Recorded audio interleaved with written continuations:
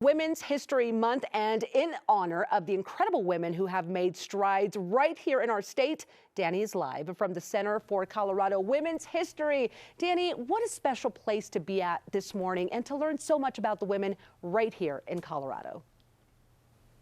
Yeah, Claudia, it's so true. I mean, it's so incredible to be able to take a deep dive into our history, of course, and there are so many women who have made such incredible impacts in our history, not to mention the women right here in Colorado. And today I'm speaking with Kat, who's going to walk us through some of these incredible people. Thank you so much for meeting us here today, Kat. I appreciate it. Thank you for joining us here. Yeah, it's so beautiful. It's so great to be able to come into this incredible historic house and see everything that has changed, especially since I was a kid. So let's start. How long has the Center for Colorado Women's History been around? What makes it so unique? So we've been the Center for Colorado Women's History since 2018. Okay. Prior to that, we operated as a historic house museum, and a lot of our transformation in the last couple of years have really been highlighting the stories of diverse Colorado women across our state throughout time. So that is done through our interpretation, through our exhibits, through the tours that we give. Yeah, amazing. Yeah. And obviously this is something that's so important for, us, but also our kids and the people that were kind of growing up in this society. We want them to know the history of these incredible women right here in Colorado. Now, you said historic house museum. Tell me, what is that? What does that mean? Yeah, so what visitors can expect when they come to our museum is that they'll go through spaces that are reflective of what once was a kitchen, what once was a dining room, and experience them as transformed space that now focus on themes around women's history and gender history. Amazing. So there's a bit of this sort of go back in time. You might notice belongings that you recognize from an elder in your life or something like that, and then make connections to your own life today. Oh my gosh, Kat, I totally did that too when I walked in. I was like, wait, I've seen this in grandma's house or seen that in a relative's house. So I want to talk about the room we're in right now, because this is obviously set up very specifically for a specific reason. Tell me where we are and what this all represents. So we are in what, in the historic house sense, was once a parlor. Yeah.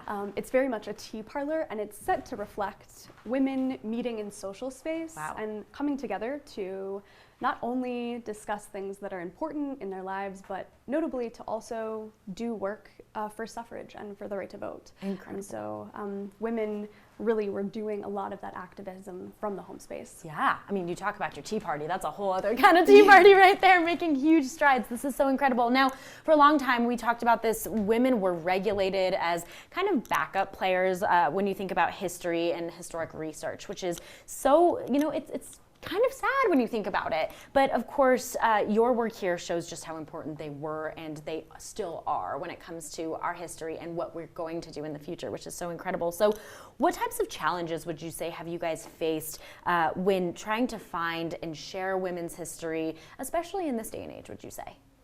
There are absolutely experiences where we might not have a record of someone. Maybe someone never had their photograph taken. Maybe someone never kept a diary or wasn't written about by someone else. Yeah. So a lot of our work is asking critical questions, like how do we understand that there are other resources like oral history and other ways of knowledge that can really contribute to how we understand women's history, and making sure that people understand the reason why someone may have not been recorded. Huge. And how essential it is for even for artists to interpret some of that history, or for us to bring in other resources to do that. Absolutely.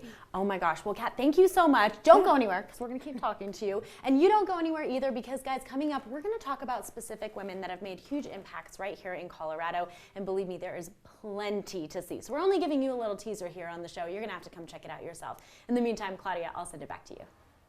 Well, we started the show with a nod to Women's History Month, and Danny is still live from the Center for Colorado Women's History to tell us all about some very influential Colorado women. Danny, what's going on out there? Well, Claudia, it's so cool because we were just talking about aerospace, right? So we're going from talking about our futuristic aerospace to our history here in Colorado, which is so awesome. And that's why we're here to talk all about Women's History Month with Kat. And Kat, we talked all about the incredible space here, but I want to talk about some of these specific women. So tell me more about Teresita Sandoval. She's somebody that made some pretty big impacts, right? Yeah, so Teresita is a founder of Pueblo. Wow. This is a replica of the fort that's now at the El Pueblo History Museum, another museum of history, Colorado. And here at this fort, she was a leader. She was ensuring that goods were traded. She hunted buffalo and brought back calves to feed her community. Wow.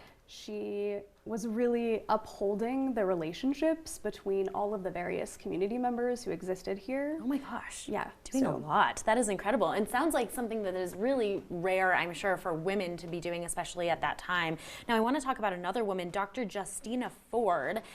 Tell me about Justina Ford. Dr. Justina Ford is Colorado's first African-American woman physician. Wow. She came to Colorado in 1902 with the intent to practice medicine and was unfortunately barred from doing so due to discrimination. So instead, she opened her home in 5 Points.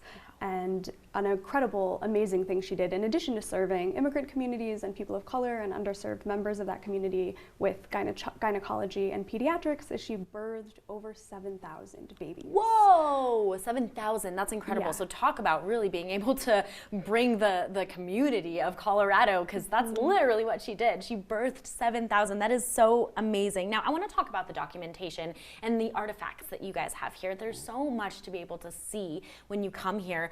Tell me more about some of the things that you guys have here and the stories that they tell.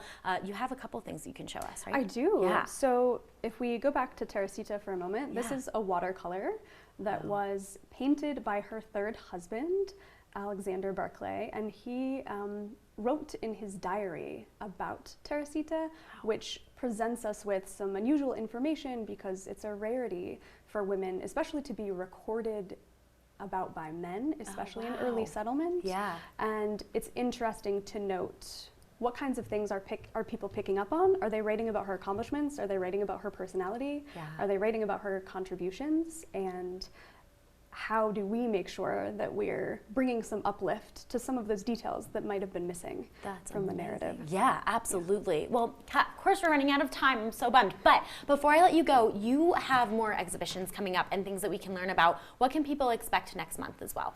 We do. So April 4th will be the opening of our newest exhibit called Miss Destiny. Okay. It will feature Dr. Justina Ford and also several other incredible Colorado women who have turned options into opportunity and challenged norms. Amazing. We're so excited. Yes, we are too. Kat, thank you so much for taking the time Thanks so much. and for showing us around an incredible, incredible place. We really appreciate you.